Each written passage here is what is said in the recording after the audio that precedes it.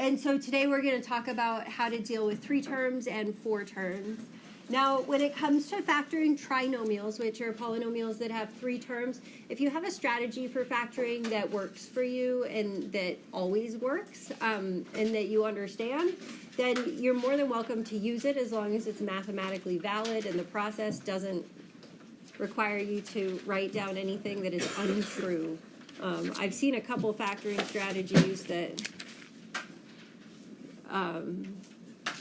have like 5 intermediate steps that are just false, and then you like spit out the right answer, and it makes me very sad that that's taught anywhere in the world. But as long as if you have one that works and it's mathematically valid, then you're more than welcome to use it.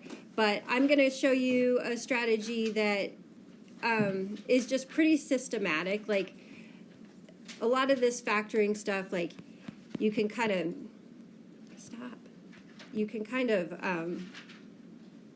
if you can see how it all kind of works together, you can kind of just figure it out. And I remember when I learned how to factor, like that's sort of how we were taught, like just to like kind of figure it out. But that's not super obvious to everybody. Like not everybody can just look at it and figure it out. So the process that I use is just kind of a systematic way to do it, so that if you don't see how something factors, like you have a way to do it every single time that works. So it's the idea is that we are going to rewrite 3-term polynomials with 4 terms so that we can then factor by grouping. So if your polynomial has 3 terms, after you've put it in descending order and factored out the GCF, then we are going to rewrite it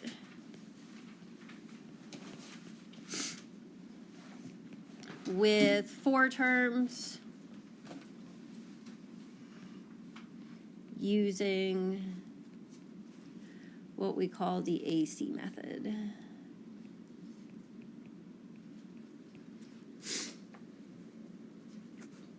And again, I'm going to type this strategy up for you. I'll hand it out tomorrow. But so if you don't want to do this whole list in your notes, that's okay.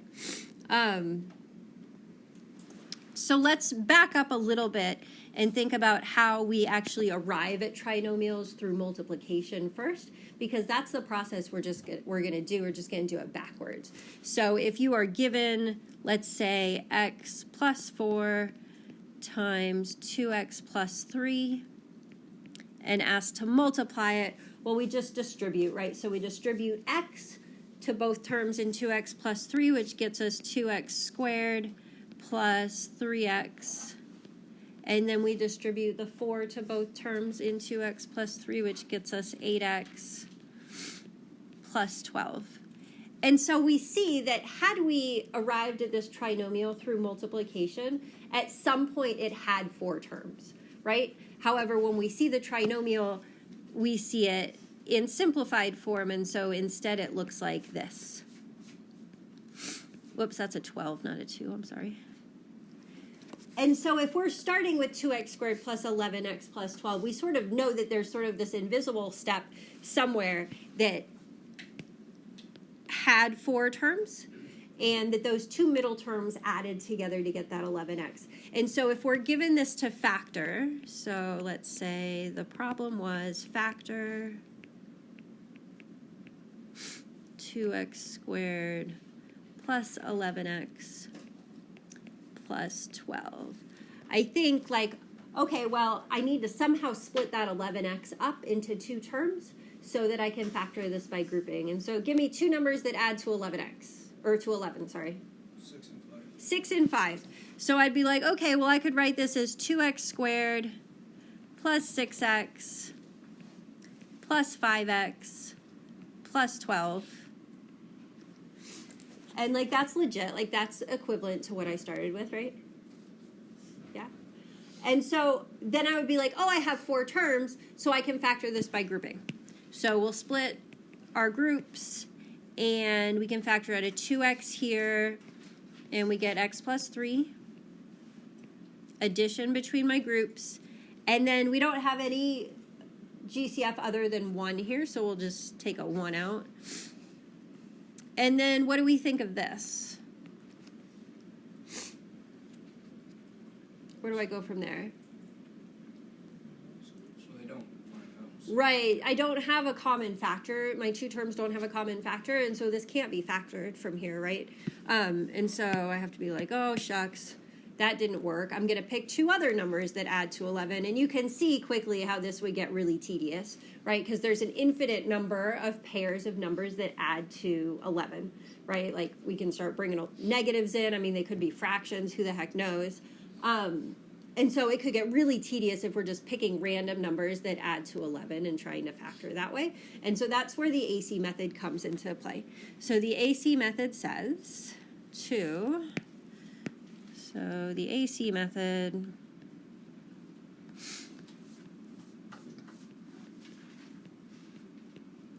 for rewriting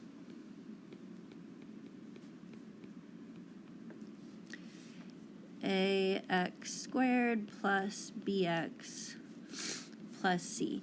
So we are assuming that we've put our polynomial in descending order, and we're assuming that we factored out a GCF if there is one. And now we have this polynomial that has three terms. And so because it's in descending order, we can always say a is the coefficient of x squared, b is the coefficient of x, and c is the constant term. If you didn't put your polynomial in descending order, then you're like everything we do here will get all wonky because your numbers aren't what you're assuming they are. So make sure you're in descending order first. So the first thing we're going to do is find two numbers. This is fun because it's like a puzzle. I like puzzles. So we're going to find two numbers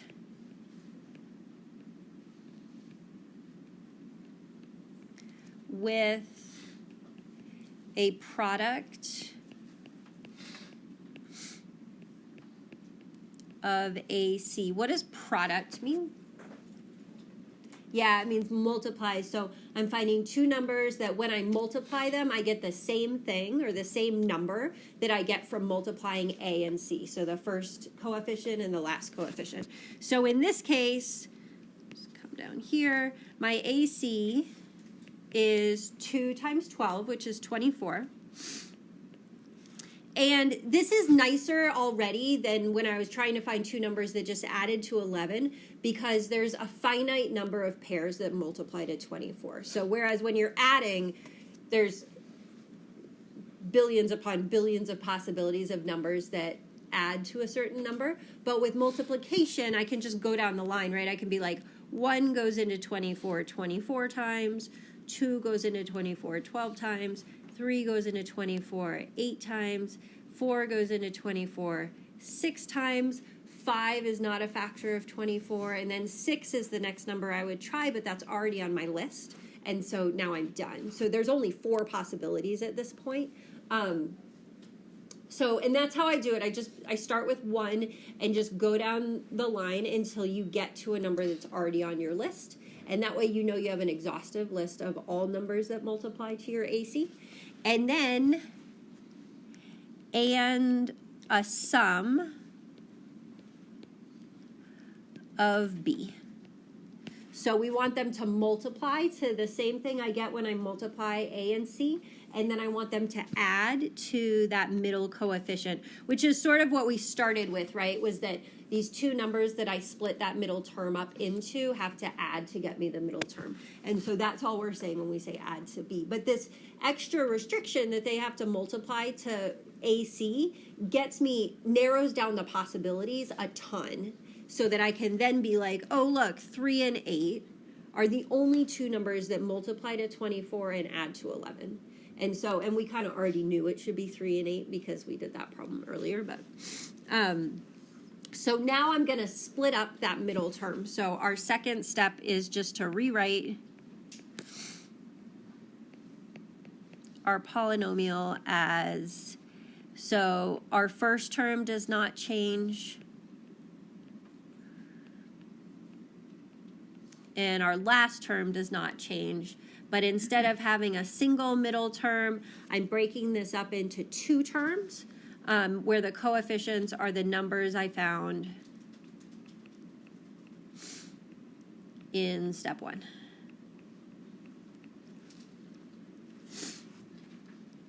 And so we have 2x squared plus 8x plus 3x plus 12.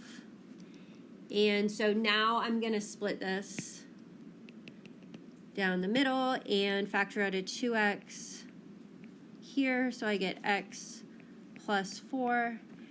And there's addition between my groups, and then factor out a 3 here, and I get x plus 4.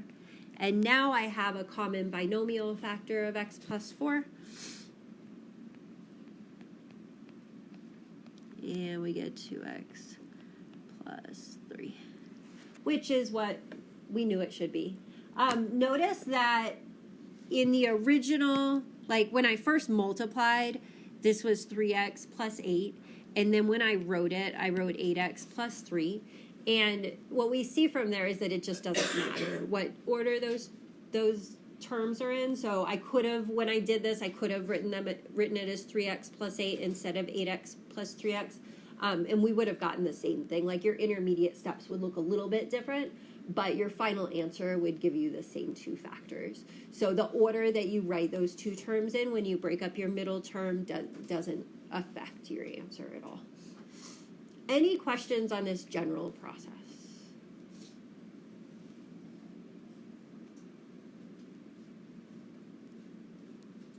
No? Good? Okay, let's do some more. So where it gets tricky usually has to do with signs. So one of the most important things to do when you're working with the AC method is to decide on your signs, like if the signs of your two numbers, like if they're going to be positive, negative, both positive or both negative, like right off the bat, and then don't try to force them to be something else as you go through the process. So here I just used two positives because everything in sight was positive, right? There's not a negative number in this problem at all. And so if every single number in your original polynomial is positive, then both your numbers are positive and you can just like go on like that. So when you start to see negatives, it gets a little bit trickier. So let's look at, let's look at a few examples where we have to like think about what our signs are going to be. So let's factor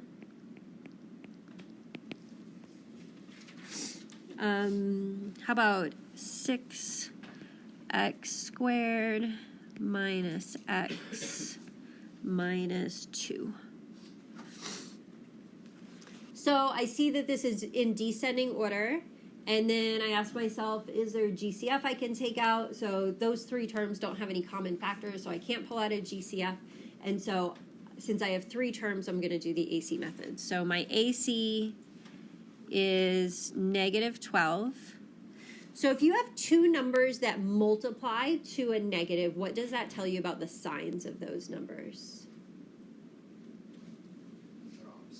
Yeah, they have to be opposite, right? Because if you multiply two numbers with the same sign, you will always get a positive, right? A positive times a positive is a positive, and a negative times a negative is a positive.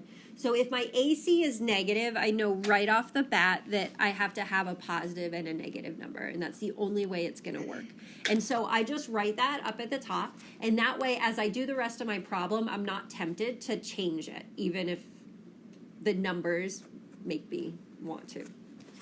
Like force it to be something else. So then B, what is B here?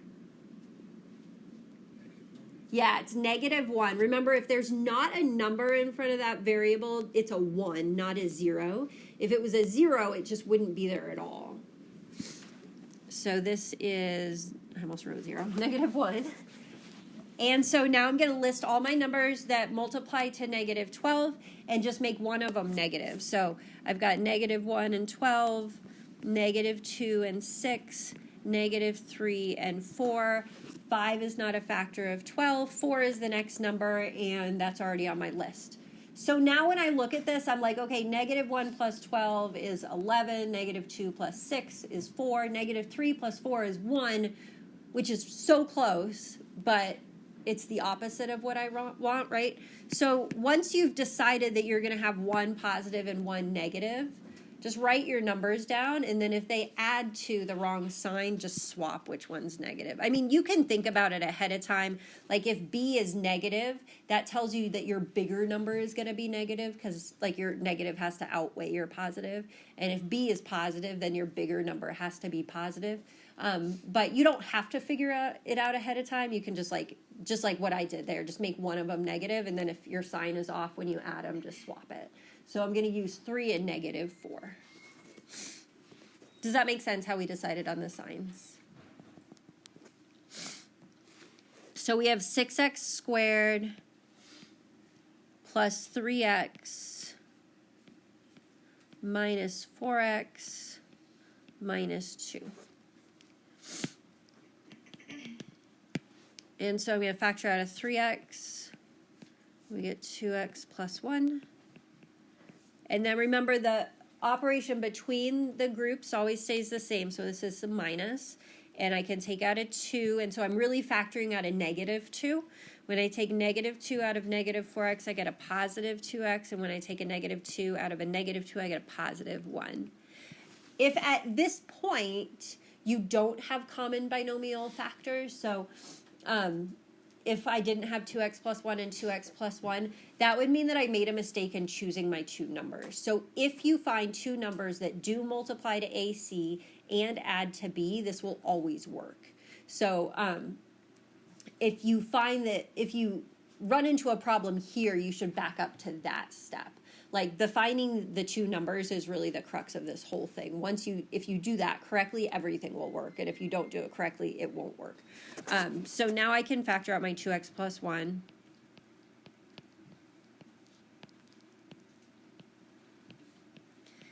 And there we go. And the other thing that's cool about this is if there aren't two numbers that multiply to AC and add to B, then it means the polynomial is prime. It doesn't mean like, oh, I need to find another way to factor this. It means that it cannot be factored. So if you make your list of numbers that multiply to AC and none of them add to B, you're just done. Like you write prime and like move on. That can be frustrating because we all really want something to happen, but you just have to trust that if you can't find those two numbers, it really is prime, and you can just say that and move on to the next problem. So here's one for you guys to try.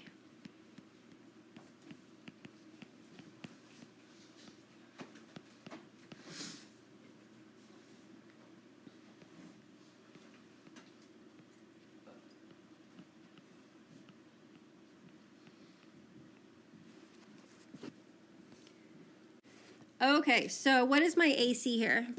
24. Good. And what's my B? -10. And so if two numbers multiply to a positive, what does that tell me?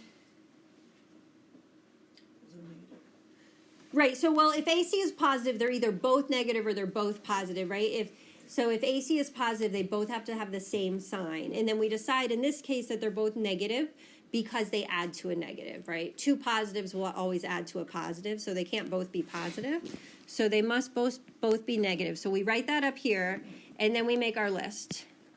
So -1 and -24, -2 and -12, -3 and -8, -4 and -6. And that's an exhaustive list. And these two add to -10. Again, if you don't decide on your signs ahead of time, then you run the possibility of messing them all up as you go. I will tell you, like, I have put this exact problem on a test like a billion times, and without fail, the people that write this up at the top get it right, and the people that don't write that up at the top get it wrong, like every single time. So you want to think about that before you start writing numbers down, because once you start writing numbers down, you get really tempted to just like pick the ones that look like they work, like 2 and 12. Oh, if only one of them was negative and one of them was positive, it would work out great, right? So if you don't decide ahead of time that that's not a possibility, then you get sucked into like trying to use numbers that don't actually work, right? So we decide they're both negative first, we make them both negative, and then only one of these pairs can work. And so we've got 3x squared minus 4x minus 6x plus 8. So we can factor out an x, and we can factor out a -2.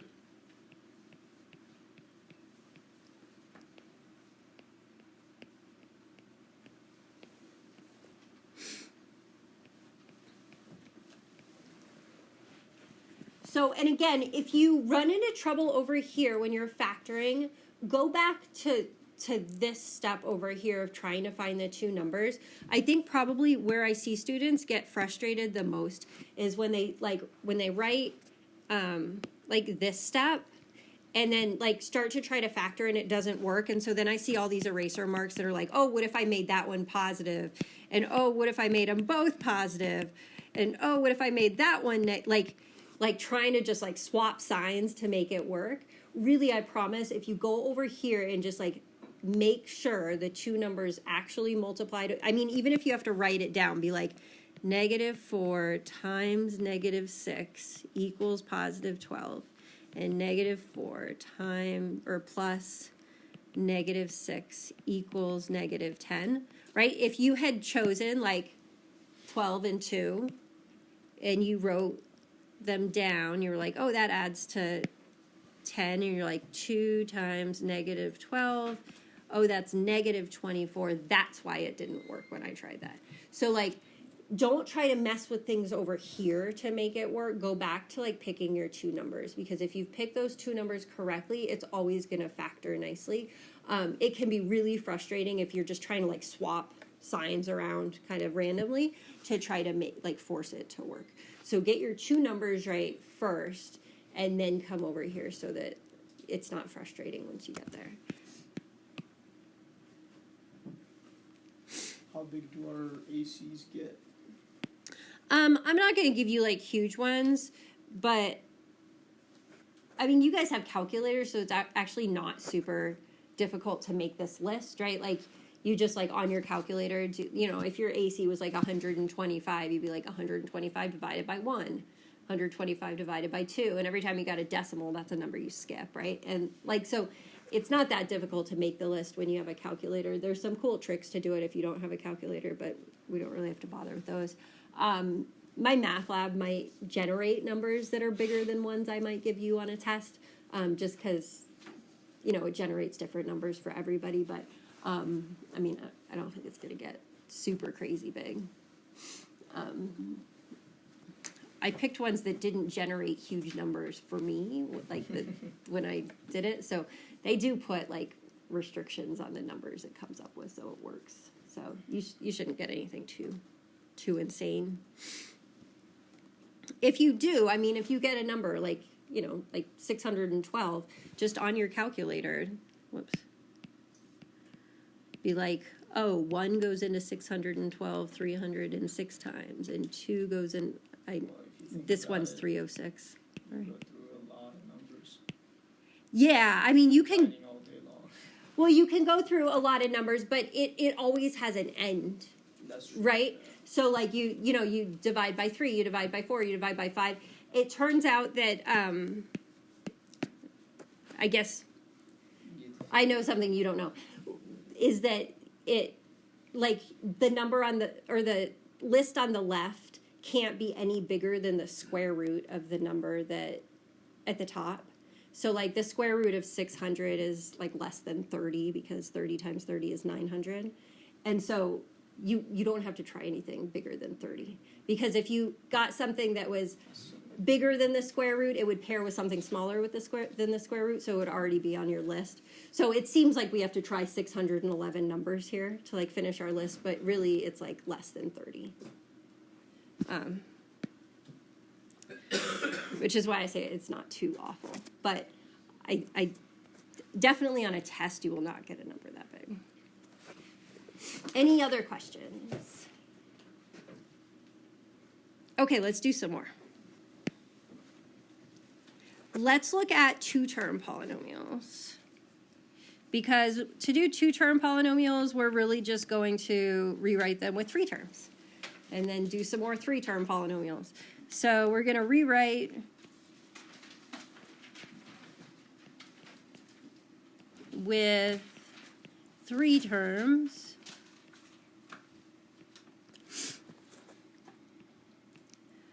By putting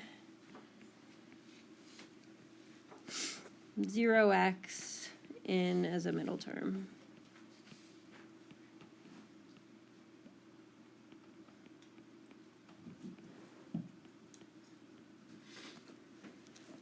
So 0x has no value, right? It just has a value of 0. And so adding 0x as my middle term doesn't change the value of my polynomial at all, but it does make it have 3 terms so that I can then use the AC method. So when it comes to polynomials with 2 terms, there is like a significant shortcut that you can use. But I don't like to just give you a formula, because then if you remember the formula wrong, like, you don't know what to do. And so I'd rather you discover the shortcut on your own. We'll talk as we go through this about like some ways to tell if you can factor or not, because there's a very specific type of polynomial with 2 terms that will factor and all other ones will not. So we'll talk through that a bit, but just know that you can always put that 0x in and do it the long way, even if you don't remember all the things we talk about with respect to which ones work and which ones don't. So let's factor 4x squared plus 9. So the first thing I'm going to do is put it in descending order, which is done. And then I'm going to see if it has a GCF. In this case, there is no number, or there is no factor that 4x squared and 9 share. And so I can't factor out a GCF, so I'm going to put that 0x in the middle and do the AC method. So I have 4x squared plus 0x plus 9. So what's my AC? And so because AC is positive, my 2 numbers are either both going to be negative or they're both going to be positive. I wrote that in the opposite order I said it, but they're both going to be positive or they're both going to be negative. What's my B? 0, right? Because so we're looking at it as a trinomial at this point, so that B is always the coefficient of x. So it's 0.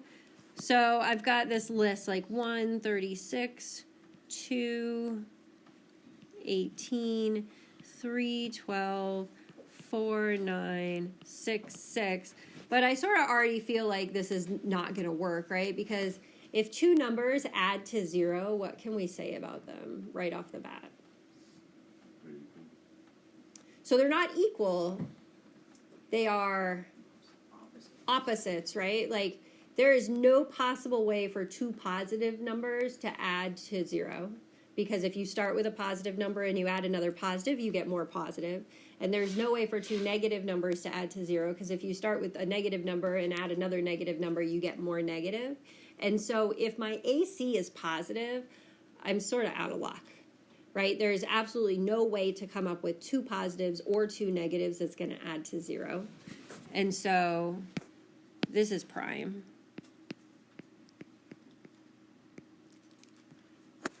So if a binomial is just a polynomial with 2 terms, is going to factor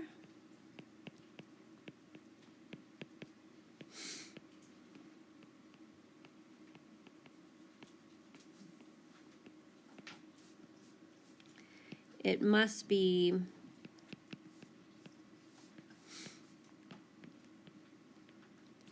a difference.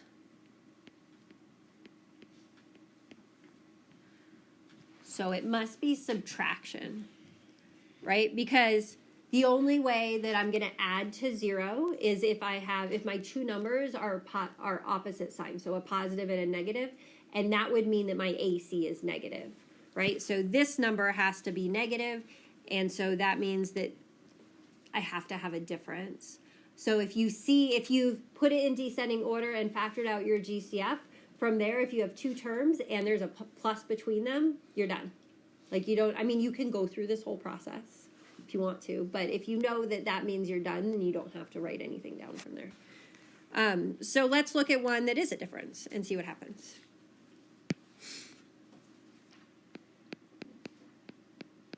So let's factor 2x squared minus 9.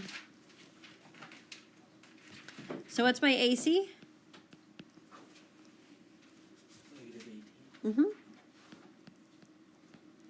And my B is, I always forget to write it, 2x squared plus 0x minus 9. So then my b is 0. And so I look at my AC, that's negative, which gives me hope, right? Because we decided in the last problem that AC has to be negative. That means that I can have a positive and a negative, which is the only way it'll add to 0. And so then I start listing my numbers. -3 and 6. And then I run into another problem, right? Which is that, like, if I'm going to add to 0, it's not really enough for them to just have opposite signs. They actually have to be opposites of each other, right? They have to have the same magnitude, because if you have a bigger positive and you add it to a smaller negative, then the positive is going to outweigh the negative and you're going to end up with a positive, right? And if you have a bigger negative and a smaller positive, then when you add them together, the negative is going to outweigh the positive, right? The only way to get 0 is if they have the same magnitude, like neither outweighs the other. Does that make sense? Like if you have to spend as much as you earned in order to like get a net profit of 0. So it's not enough that we just have a difference. We also have to have an AC that can be written as a number times its opposite, right? So that means that this number right here must be a perfect square.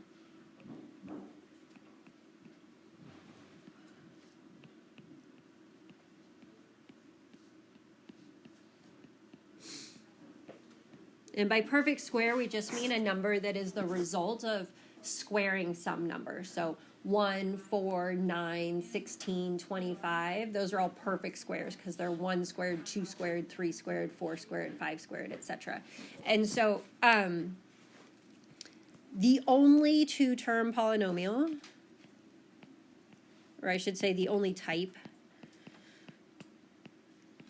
of binomial that is not prime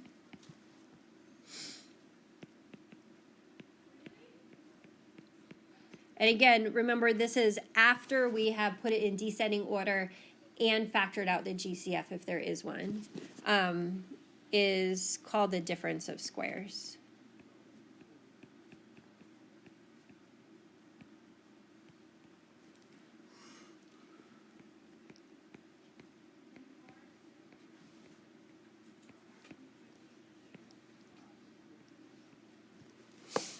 And so that means it has to be a difference, so it has to have subtraction between the two terms, and that the two terms have to be perfect squares, because it turns out that AC is only a perfect square if both A and C are perfect squares, if you factored out the GCF. So when we look at this first one we tried, we're like, wow, this is a perfect square, right? 4x squared is a perfect square, and 9 is a perfect square, but it's not a difference, and that's why that one was prime. Whereas down here, we're like, it's a difference, that's good, but 2x squared is not a perfect square because 2 isn't a perfect square, and so that's why that one was prime. So this one is also prime. I didn't write that yet. So let's do like...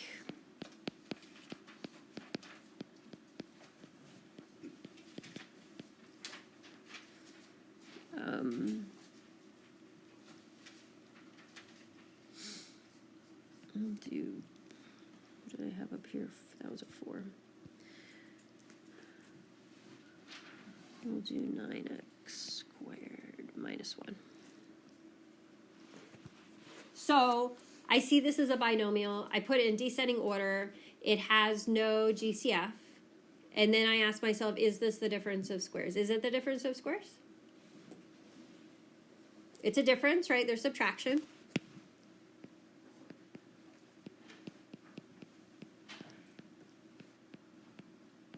And 9 and 1 are both perfect squares.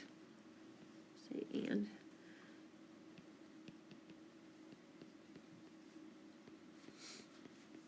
And again, I'm checking that because I'm trying to save myself time. Like, you could just jump right into the AC method and see if it works. But once I've checked that both those things are true, I know this is going to factor, so it means it's worth my time to like try to factor it. Whereas if there was like a plus in between, I'd just be like, I'm not even going to bother because I know it's not going to work. So we'll put that 0 in.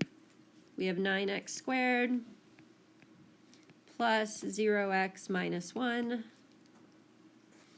So my AC is -9, which means I have a positive and a negative because it's negative. And then my B is 0.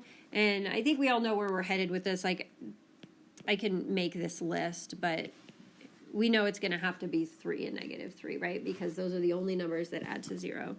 So even when like if I had -36, like I probably wouldn't make that whole list. I would just be like, oh, it's 6 and -6, because that's the only way I'm going to get 0. So we have 9x squared minus 3x plus 3x minus 1.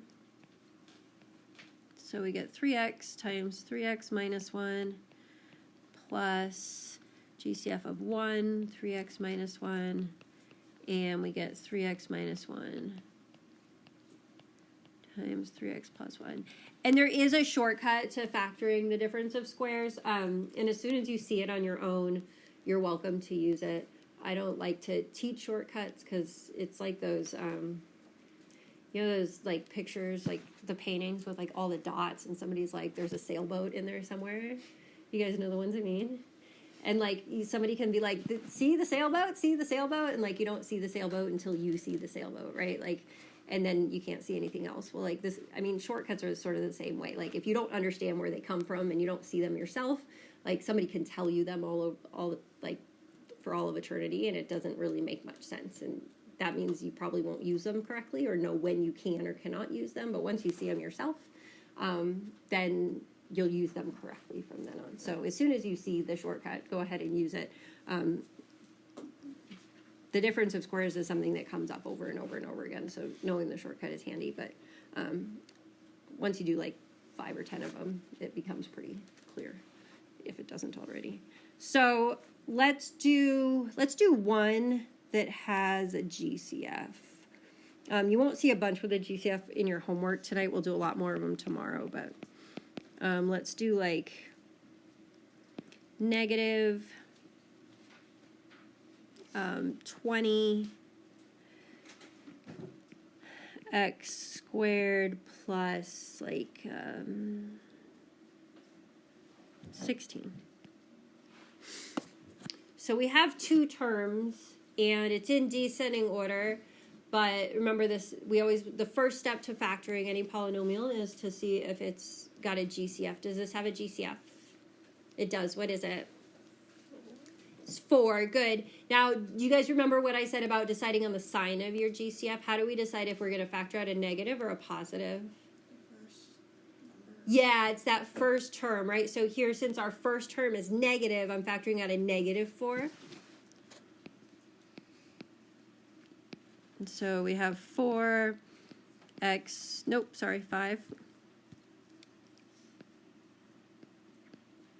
squared minus 4. And then from there, we want to know if we can factor this guy. Can we? Maybe?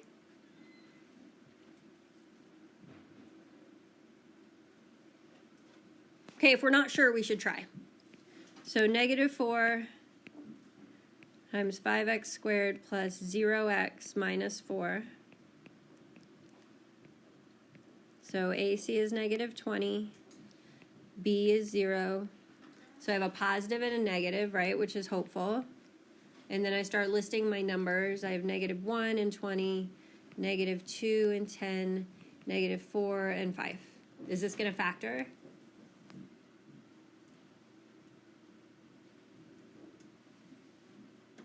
I see a lot of shaking heads. No, it's not going to factor, right? They don't add up to 0. Right, they don't add to 0, right? 20 is not a perfect square, which means I can't come up with 2 numbers that are opposites of each other that will multiply to 20. And so this is done. Now, one thing that's important about these, so I'll just cross this off. One thing that's important, and the reason I want you to see one like this, is that if that 5x squared minus 4 doesn't factor, then this is like your final answer. We don't say it's prime because we factored the original polynomial as -4 times 5x squared, right? We factored from here to here.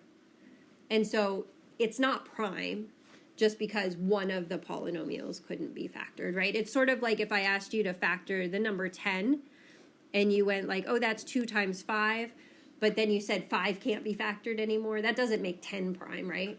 It just means that you can't go any further. So we only say prime if the original polynomial, like if we can't do anything with it, so there's no GCF, we can't factor at all. But in a problem like this, once we factored out the GCF, it's the original one is factorable. We just can't go any further. Does that make sense? Okay. We have time. Oh, we have time for another one. Okay, you guys factor this guy.